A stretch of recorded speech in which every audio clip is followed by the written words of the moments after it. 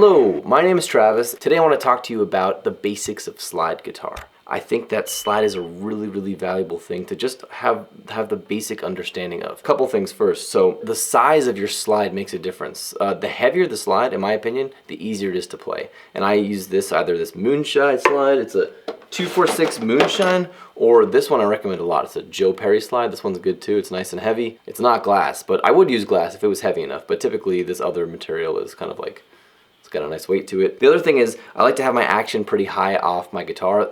The truth is that I've never really had that luxury. On a gig I always need to just use one guitar to play everything, so I've had to learn how to play slide on a less than favorable guitar, but this guitar happens to just have high action and heavier strings, so it's perfect for slide. And if you have like a crappy guitar with terrible frets, you can play slide on it. So that's the cool thing. You can play it on a throwaway guitar because the frets don't matter.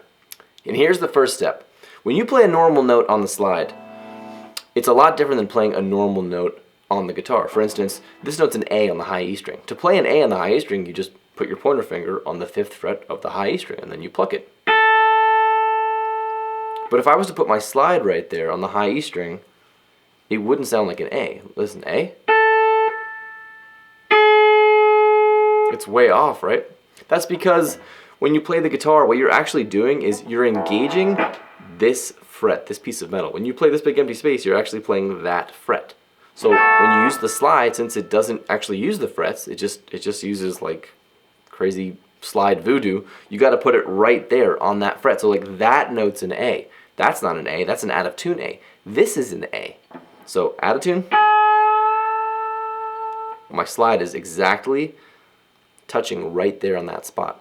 So out of tune, in tune. Listen again. A. And for that reason, that's how you should start to learn how to play slide. You play a note with your finger, and then you play it on the slide. And try to get it to be perfect. Doesn't matter which note it is, but that's part of it. So the next thing is that it's going to be like ringing out like crazy. If you're not used to muting and you go like this, there's no friction. There's nothing stopping the string, so it's just like, it's just crazy. It's out of control. So some muting would be helpful. I use a lot of right hand muting, and what ends up happening is I create this little system where my pointer finger is typically playing my note, and the rest of my fingers cluster around. Like my thumb will play the string below, my middle finger will play the string above, and they all move as a unit. So if I was to play the B string, my thumb would be playing the G string and my middle finger would be playing the high E string. So I'm creating a little cluster, see that? So if I want to play this note, which is an A on the B string, right, 10th fret of the B string, the reason that it doesn't sound like this, it doesn't sound like that because I'm doing that cluster which covers 3 strings, and then my thumb is getting the rest of those notes, the rest of those strings. And this goes beyond slide. Learning how to do proper muting is a really important skill, so I would recommend getting the hang of just muting in general because that's a problem that people come up with. So like I said earlier, you don't, even if you're not trying to be the world's best guitar player, you can do little things to just really improve your playing without having to learn much. So let's say you're in a band and you have a really simple part to a song and it just goes.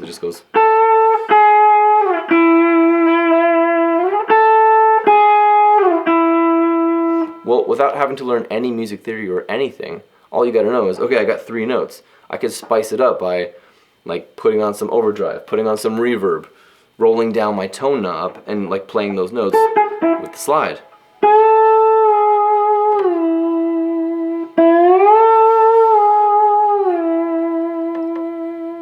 Right? That would add a lot of dimension to your band's song. It adds a whole new world. You may not like it, that may not be the sound you're going for, or maybe that's really cool to you. It's sort of up to you. But for instance, I'm not a good piano player, but I've had to play piano in bands before, and they're just like, you play this note, you play that note, and you play that note. But there's like a million different sounds you can pick to get a cool sound, so you don't have to know anything, you just play those 3 notes, and you pick the sound. This is the sound, this is the effect. That's the beauty of this. So let's say you know a little bit about guitar. Let's say you know some pentatonic. Well, I'm going to show you a way you can apply this. Let's say you know A minor pentatonic, which goes like this.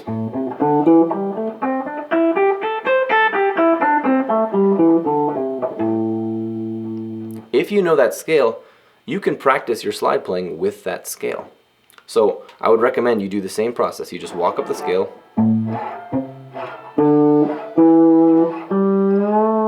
working on your intonation, and before you know it, your right hand is following along to mute your notes. It's going to force you to learn right hand muting, because otherwise it's going to sound like that. And also you're going to learn something else. If you slide into your note from below, it's much easier to find your pitch. If I'm trying to hit this note, I can go, right? It gave me going up to it. I can, even if I'm not looking, right? You just slide it until it works. You'll figure out the vibrato as you get the hang of it, but you just find a note and you just slide into it. So that's another trick. As you're doing your pentatonics, you can go,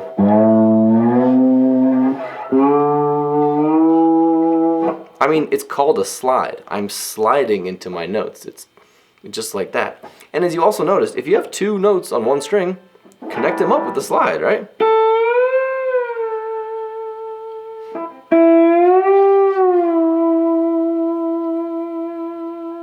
All I'm doing is playing the notes of pentatonic and connecting it with the slide and using some vibrato. What is vibrato? A little wiggle.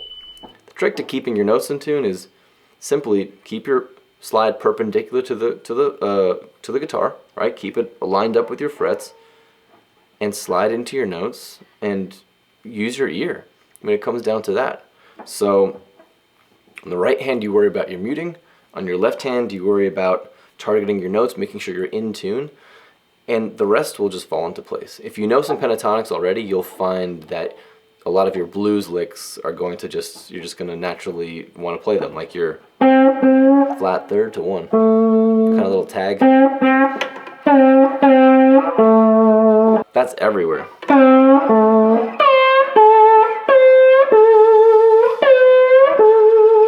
If you're serious about becoming great at country guitar, then check out the Country Guitar Cookbook. It's my brand new series, and it's designed to teach you how to play authentic country fast. The cookbook is full of recipes. It has 25 recipes, each of which is a technique, a skill, or a concept that you can inject into your playing to get an authentic country sound, but in a matter of minutes. If that sounds like something that's interesting to you and you want to become great at country guitar, then check out the cookbook. I'll link to it below.